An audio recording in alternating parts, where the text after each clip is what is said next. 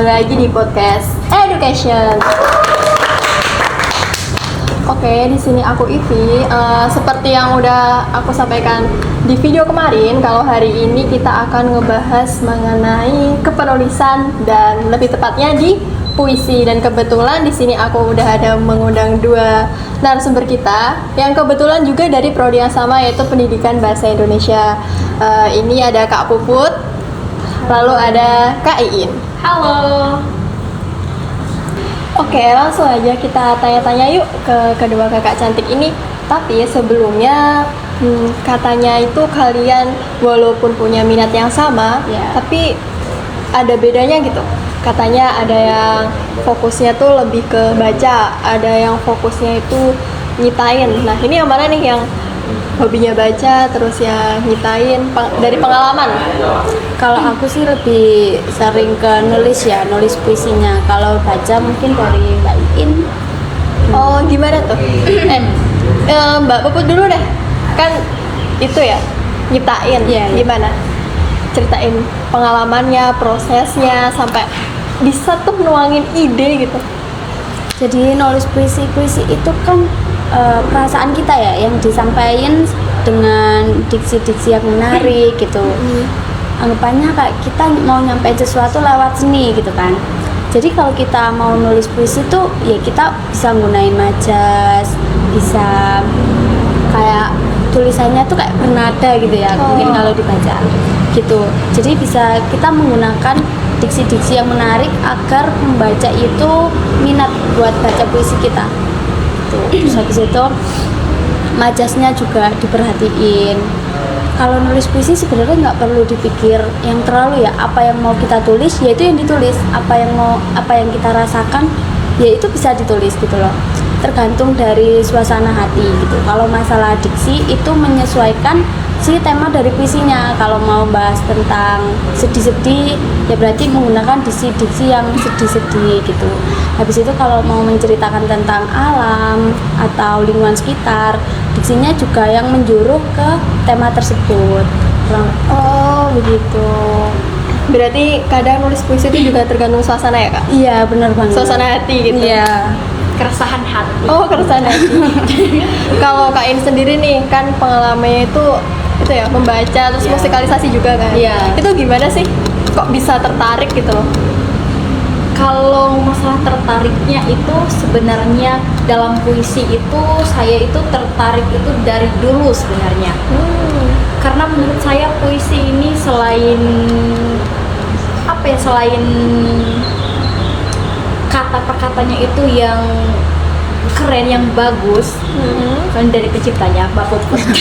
Oh, gitu. Itu juga sebenarnya hobi sih, baca puisi.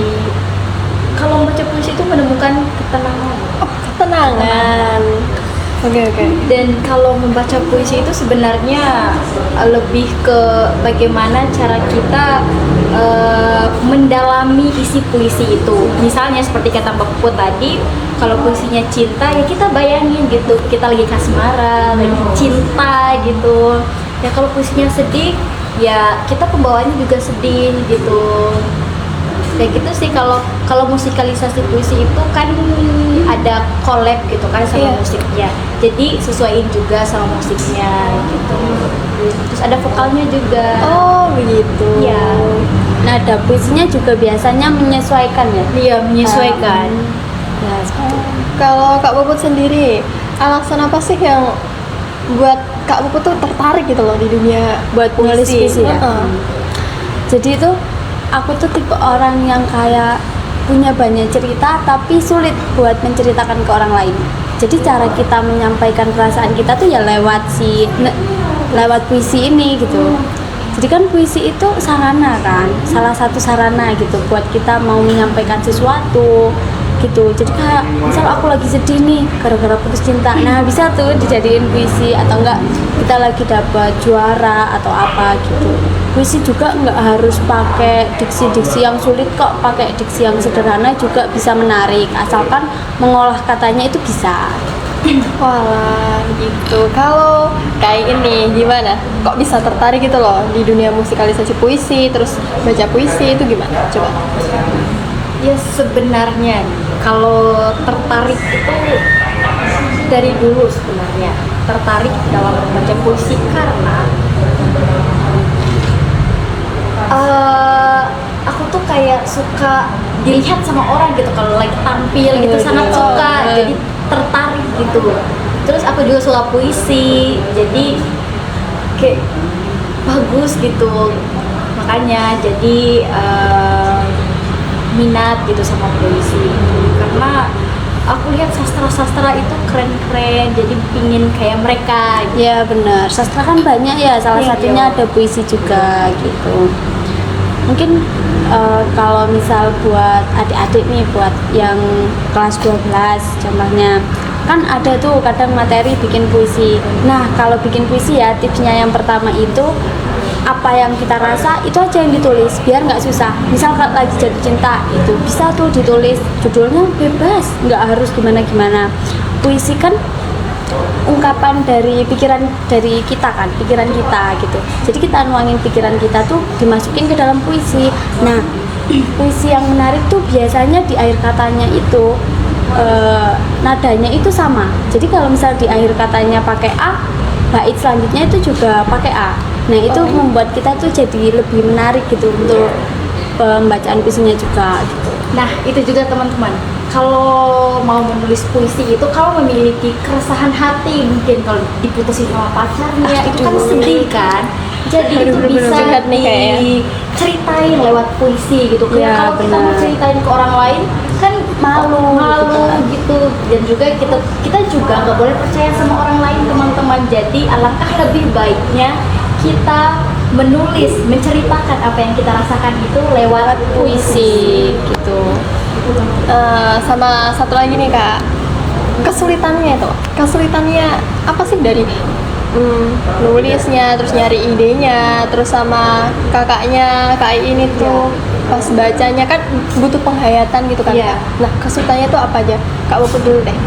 Kalau dari kesulitan penulisan ya, mungkin yang pertama tuh kita pasti bingung kan, wah diksinya gimana nih, pasti diksinya harus yang menarik gini-gini. Enggak, jadi kalau kalian masih pemula ya, masih awal mau nulis puisi, gunain diksi-diksi yang sederhana aja, nggak perlu diksi-diksi yang sulit, yang kita pakai setiap hari juga bisa kok. Yang penting ngolah katanya itu bisa gitu, nggak yang monoton gitu, terus bernada, jadi pas kita baca itu lebih menarik gitu kan. Terus mungkin kesulitan lainnya itu kadang kita nggak punya ide kan, nggak punya inspirasi gitu. Lebih enak nulis puisi itu entah kalau nggak lagi jatuh cinta ya patah hati. Iya sih, nggak jadi sih ya. Atau enggak kalau kita lagi suka sesuatu nih, suka barang, misalnya contohnya gelas nih, kita mau deskripsiin gelas dengan puisi tuh bisa. Yang penting pengolahan katanya itu. Kesulitannya yaitu dari pemilihan diksi mungkin ya, terus kayak alurnya mau gimana, kita nggak harus melulu kita pikirin sendiri, kita juga bisa minta saran ke temen nih. Atau enggak kalau kita lagi hidupnya biasa-biasa aja ya, lihat hidup teman kita, siapa tahu nih teman kita lagi ada hal-hal yang menarik nih, nanti kita yang bikin jadi puisi gitu. Oh begitu. Kalau kayak ini gimana nih? Kalau kesulitannya, kalau saya sendiri sebenarnya nggak ada ya, cuman ada kalanya itu kita nervous pas panggung. Di panggung itu kita itu nervous gitu. Terus cara saya ya untuk menghadapi nervous itu, saya itu harus lihat semua penontonnya. Harus lihat dulu penontonnya, baru tarik napas, buang, terus mulai baca. Gitu sih ya. Dan juga kalau puisi itu sebenarnya bawahnya tuh kayak relax, santai, supaya kita juga tuh bisa mendalami gitu puisi tersebut. Kalau puisi juga sih, kita kalau nulis puisi itu harus ada inti yang mau kita sampaikan gitu loh lewat puisi. Intinya kalau misal kita mau hindarin sesuatu di dalam satu puisi itu, satu teks puisi itu, di situ biasanya ada inti gitu, ada inti yang mau disampaikan dari penyair ke pembaca gitu. Jadi intinya tuh kayak tersirat gitu loh, nggak yang langsung terstruktur gitu. Nah itu bisa juga lebih. Oh begitu. Berarti itu ya Kak, Sebenarnya itu bikin puisi sama baca puisi atau musikalisasinya itu mudah ya sebenarnya. Ya, Mudah kalau kita jalaninnya Iya, dengan ikhlas. bahagia, ikhlas, gak ada beban. Oh gitu. Kira-kira apa nih pesan, tips atau saran buat adik-adik di rumah atau viewers kita di video ini, kayak tips and trick sama saran buat pemula nih yang mau nyoba terjun di dunia kepuisian, apa tuh? Jangan takut untuk mencoba. Benar. Dan harus tampil. benar. Yang penting mulai aja dulu. Mulai aja dulu. Ya, mulai aja dulu. Terus teksnya itu puisi yang bagus itu puisi yang selesai. Jadi nggak ada puisi yang bagus ya. Yang penting teksnya itu selesai. Kalau kita nulis sesuatu tuh yang bagus yang apa? Yang selesai. Jadi mulai aja dulu. Mau baik atau enggak, ya itu tergantung nanti gitu. Gitu. Iya benar.